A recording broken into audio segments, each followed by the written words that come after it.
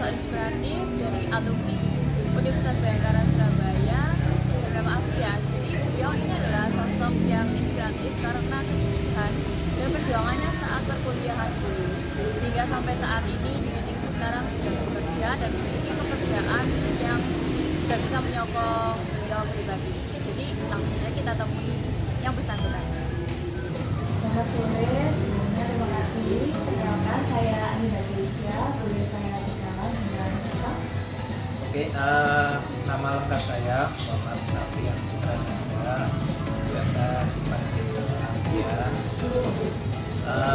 Umur 26 tahun, saat ini menuju ke 27. Kesibukan saat ini kerja sama aktif ya kayak olahraga seperti itu. Mungkin kesibukan kerjanya sekarang di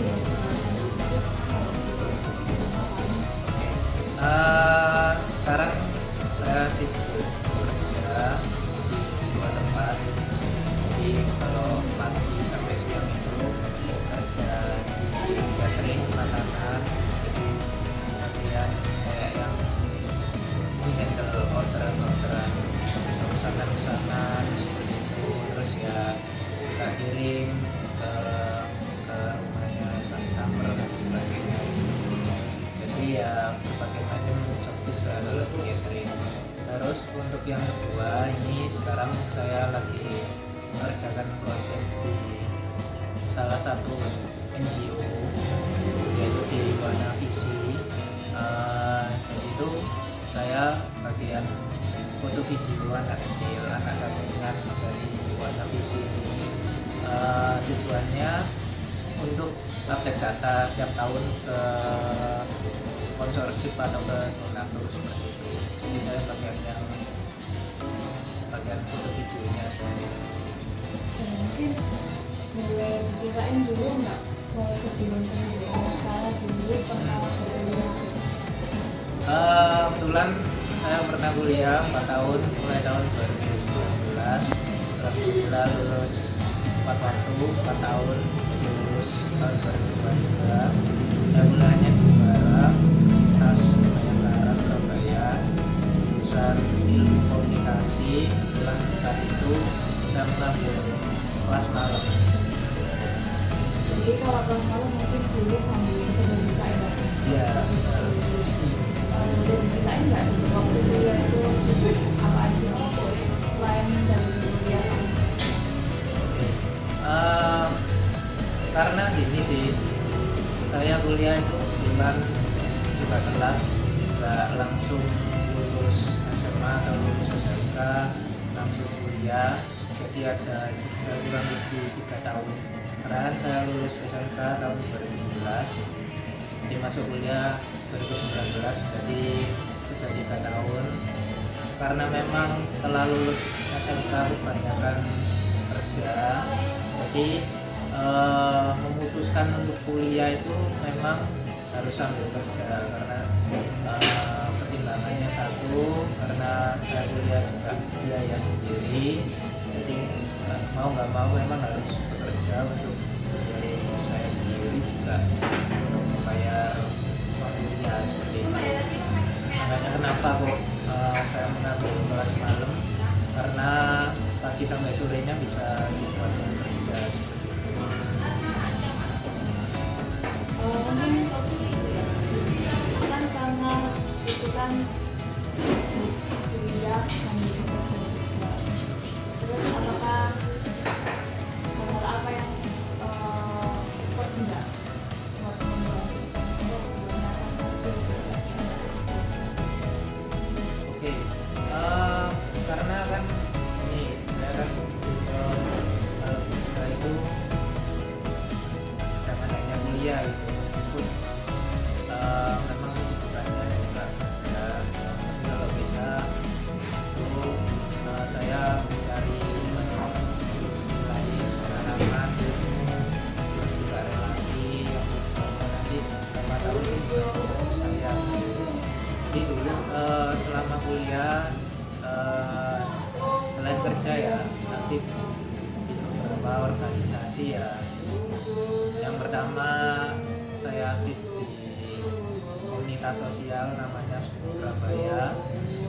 Pada saat itu saya menjabat sebagai public relation, terus juga sebagai kontak personnya, kontak person, jadi penghubung antara pihak Sekum dengan pihak donatur ataupun pihak luar yang bekerjasama seperti itu.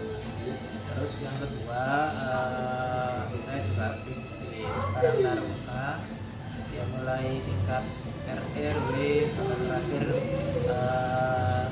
disuruh ikut membantu di kelurahan. Jadi kalau untuk Karang Taruna memang mulai tahun 2015 aktifnya seperti itu.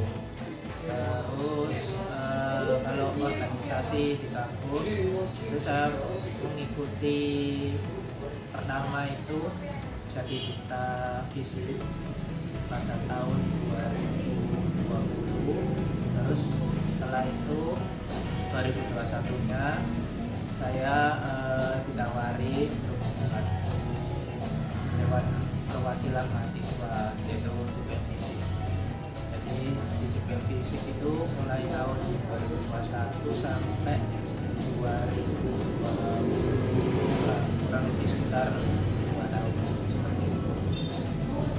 Mungkin ini terakhir ada pesan buat orang-orang di sana yang juga sudah berjuang antara menyeimbangkan antara kuliah dan pekerjaan.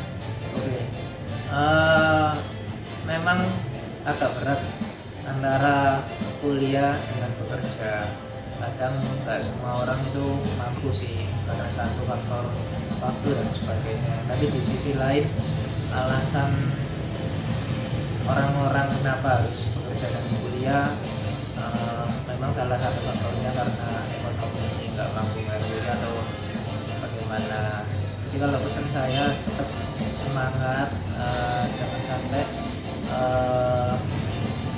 salah satunya itu harus dilepas gitu loh. Kadang kan gini, terlalu sibuk dengan pekerjaannya, jadi kuliahnya dibiarkan, akhirnya sampai ada yang BU atau bagaimana. Nah kalau bisa jangan sampai harus diingat kalau kita kuliah itu ya juga bayar, masuknya pun juga nggak murah, bisa sampai belasan juta dan sebagainya. Jadi kalau nggak sampai selesai itu kayak sayang sekali gitu. Terus yang kedua, kalau bisa selesai kan siapa tahu bisa meningkatkan skill kalian, terus siapa tahu nanti setelah lulus bisa dapat pekerjaan yang lebih baik dari sekarang. Terus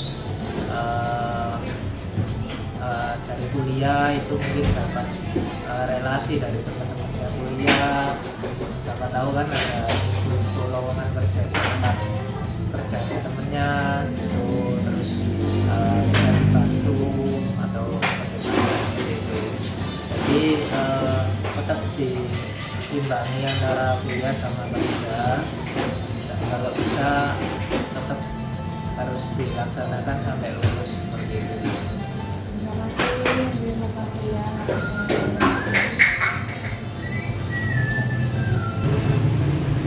Itu tadi adalah kisah inspiratif dari Avian, alumni mahasiswa Ubara yang menyeimbangkan antara pekerjaan, kuliah, dan juga organisasi.